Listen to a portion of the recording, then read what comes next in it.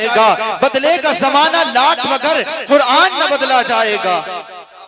अगर बात करने वाला अब यहाँ पर बहुत तेजी के साथ में अपनी बात करूंगा इंशाल्लाह, क्योंकि वक्त बहुत ही कम है।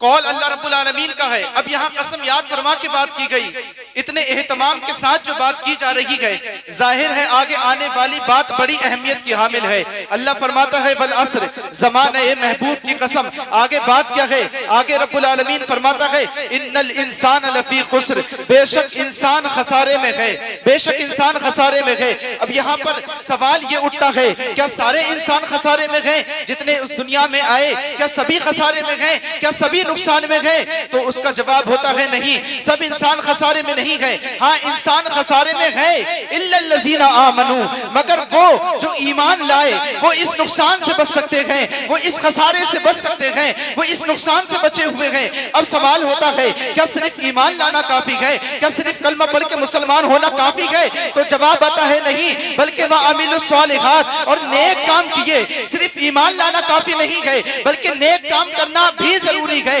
अगर इस खसारे से बचना है, इस नुकसान से बचना है, तो पहले ईमान लाना है, फिर नेक काम भी करना है। सिर्फ इससे काम चलने वाला नहीं है कि सिर्फ इससे काम चलने वाला नहीं है कि कलमा पढ़ के मुसलमान हो गए, या घर में बच्चे की विलादत हुई, हजरत साहब ने या इमाम साहब ने घर में आकर के कान में बच्चे के कान में खुशखबरी दी, मुबारक हो तुम मुसलमान पैदा हुए हो, मुबारक हो तुम मोहम्मद अरबी के गुलाम पैदा हुए हो। बस उसके बाद सारी जिंदगी पूरी उम्र गुजर जाती है, फिर कलमा भी याद नहीं रहता है। तो ऐसे मुसलमान होने से भी कोई फायदा कोई भी कुछ हासिल आने वाला नहीं है। कलमा पढ़ने से सिर्फ काम नहीं बनने वाला, बल्कि नेक अमाल भी करना जरूरी है। सिर्फ जबान से ये कहना कि हम मुसलमान हैं और अमाल गैर मुस्लिम वाले हो, हम जबान से कहें हम मोहम्मद अरबी के गुलाम हैं और तहजीब व तमद्दुन यहूद व नसारा वाला हो, जबान से इकरार करें, जबान से दावा हो हुजूर की गुलामी का, तौर तरीके कुफार व मुशरिकीन वाले हैं, वज़ाक़ता यहूद व नसारा वाली।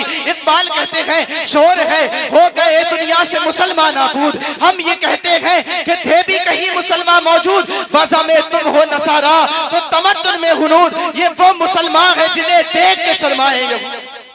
हालात हमारा कौल ये कि हम मुसलमान हैं, दावा मोहम्मद अरबी की गुलामी का और वज़ाक़ता यहूद व नसारा वाली।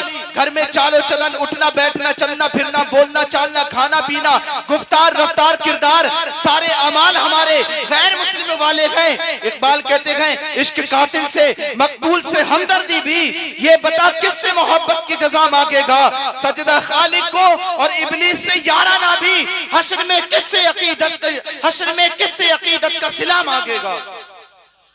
हालात ऐसे हैं मुसलमानों, अभी वक्त है समझ जाओ, समझो मसले की हसासियत को।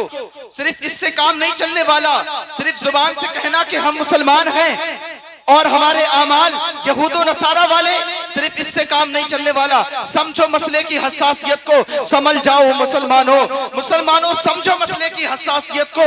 अगर न समझोगे तो मिट जाओगे मुसलमानों, तुम्हारी दास्तां तक न होगी दास्तानों में। मौके की नजाकत को समझो और समझ जाओ। शायर कहते हैं मुसलमानों समझ जाओ, समझ जाने का वक्त आया, बहुत सोए हुए हो अब होश आने का वक्त आया।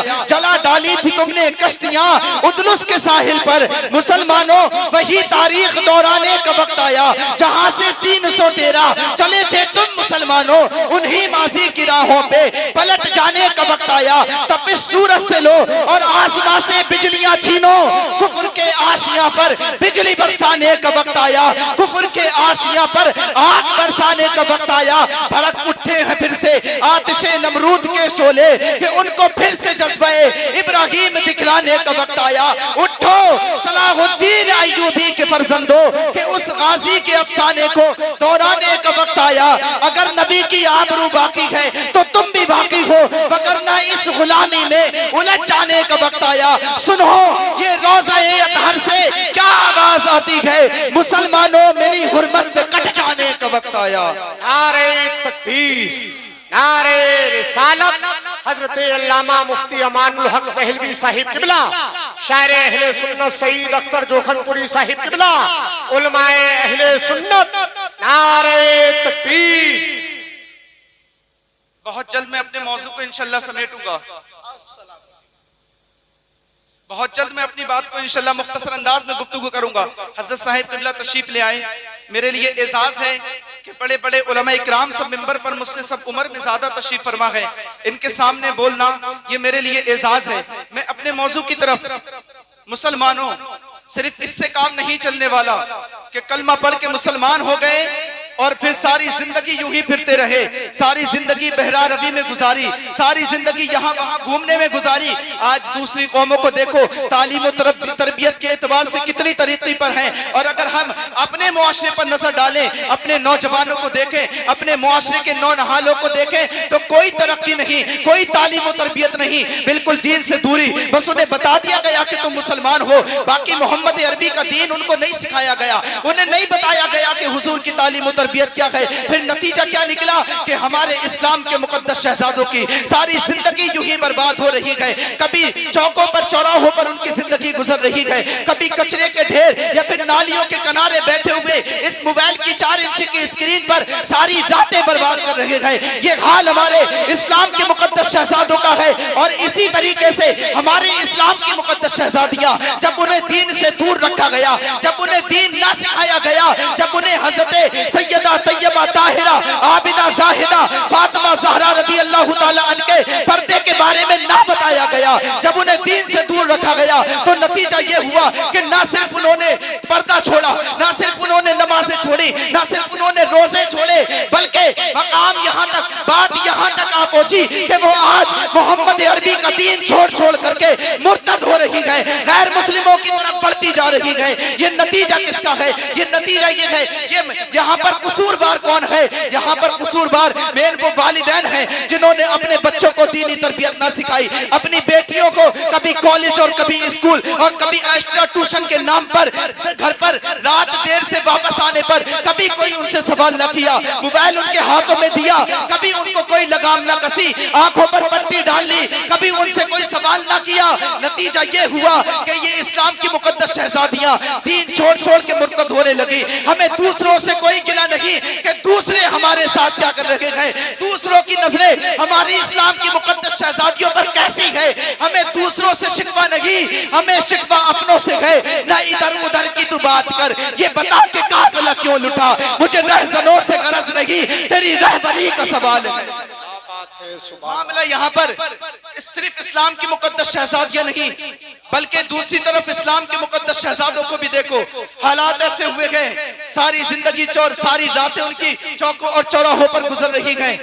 मेरे इस्लाम के मुकद्दस शहजादों, तुम इसलिए नहीं पैदा हुए हो, ये कुत्तों का काम होता है कचरों के ढेर और नालियों के किनारे पर अपनी जिंदगी गुजारना। तुम्हारी जिंदगी इन कुत्तों की तरह गुजारने के लिए नहीं हुई है, बल्कि तुम उम्मत मुस्लिमा के शेर हो, तुम मोहम्मद अरबी के शेर हो। तुम्हारा जिक्र कुरान में खैर उम्मत है, तुम्हें तमाम उम्मतों से बेहतर कहा गया है। तुम्हारा जिक्र कुरान में बेहतर उम्मत के लिए आया है। तुम वो नौजवान हो, तुम्हारा काम ये नहीं कि कुत्तों की तरह अपनी जिंदगी गुजारो, बल्कि तुम मोहम्मद अरबी के शेर हो। तुम्हारा काम ये है कि एक जगह बैठकर पूरे इलाके पर हुक्मरानी करना। मेरे मिल्लत के नौजवानों, मेरा सिर्फ आपको इतना पैगाम है, उठ शेर मुजाहिद होश में आ, तामीर खिलाफत पैदा कर, जो फिरके फिरके होता है, अब एक जमात पैदा कर, कर तू भी तरक्की दुनिया में, असबाब तिजारत पैदा कर, कारून की दौलत ठुकरा दे, उस्मान की दौलत पैदा कर, इस्लाम का दम तू भरता है, कुफ्फार से फिर क्यों डरता है? या तो इस्लाम का नाम ना ले या शौक शहादत पैदा कर। ये समझ जाओ मुसलमानों, ये हमारी मिल्लत के नौजवान, हमारी उम्मत के नौजवान, मोहम्मद अरबी की उम्मत के नौजवान ऐसे नहीं है सारी रातें बर्बाद करना, बल्कि मोहम्मद अरबी सल्लल्लाहु अलैहि वसल्लम की उम्मत के नौजवानों का मकाम यह है कि जब तलवार के दस्ते को संभालने की जरूरत पड़ी तो इस उम्मत में कभी नूरुद्दीन, कभी सलाहुद्दीन, कभी शहाबुद्दीन, कभी शमसुद्दीन जैसे जरी बहादुर सुल्तान ने सर उठाया, और कभी कुरान को संभालने की अगर बात आई तो फिर मोइनुद्दीन, अलाउद्दीन, फिर बदियुद्दीन, फरीदुद्दीन जैसे अल्लाह के वलियों ने इस उम्मत में सर उठाया और इस उम्मत को एक अजीम रुख दिया। एक छोटी सी मुख्तसर सी मिसाल, बस आखिरी बात मेरी है, मुख्तसर सी मिसाल, उम्मत के नौजवानों का ये नहीं है शान, बल्कि उम्मत के नौजवान आज देखो दुश्मन अनासिर के हाथ हमारे गिरेबान तक पहुंच रहे हैं। जालिमों के तीर, जालिमों की कमाने हमारे सीनों की तरफ तनी हुई है, लेकिन डरने की बात नहीं है। हर जालिम से सर बुलंद करके कहना है, इधर आ सितमगर हुनर आजमाए, तो तीर आजमा हम जिगर आजमाए।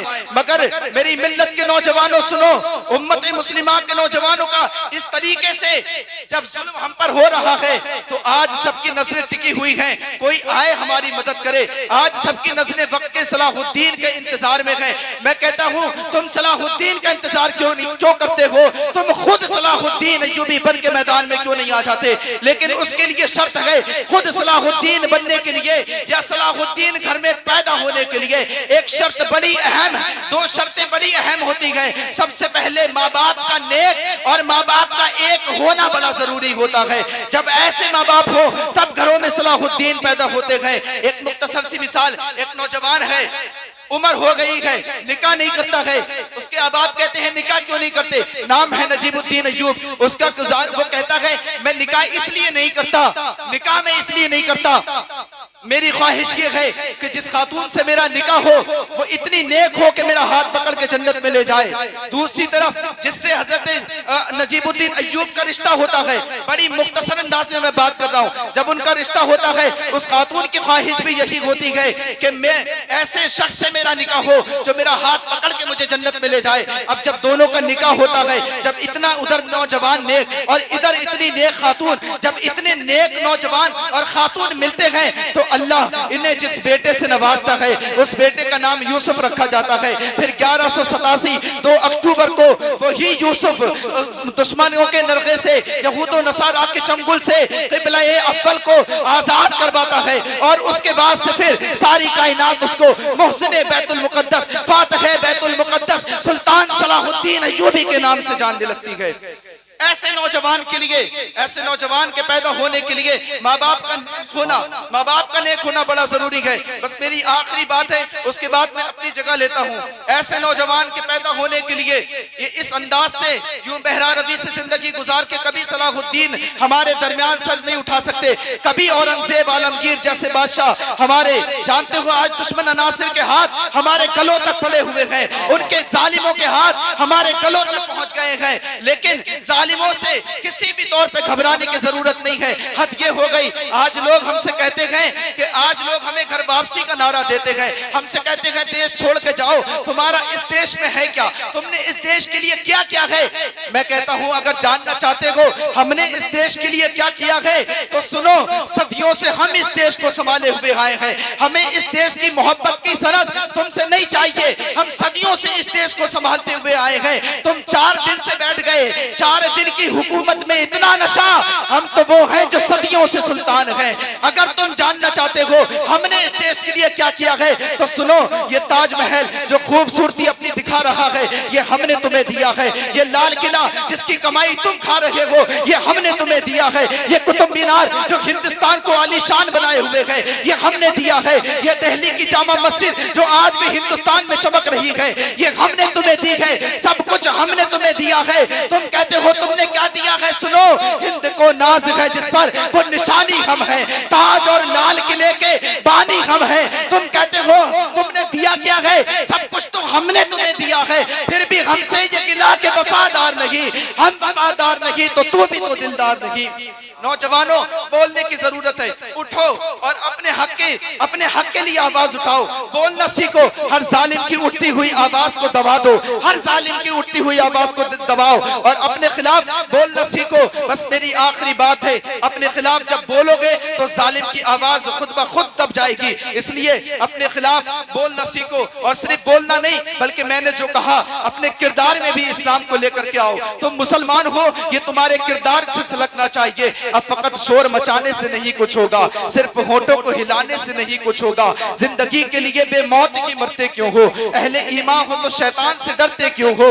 खुद को पहचानो कि तुम लोग वफा वाले हो, मुस्तफा वाले हो, मोमिन हो, खुदा वाले हो। अपना गुजरा हुआ दौर पलट कर देखो, अपनी गुजरी हुई तारीख उलट कर देखो। हम पहाड़ों का सीना चाक किया करते थे, हम दरियाओं का रुख मोड़ दिया करते थे, हमने मरहब को पछाड़ा हमें याद नहीं, हमने खैबर को उखाड़ा हमें याद नहीं। क्यों? क्योंकि रह के महलों में पैगाम हक भूल गए।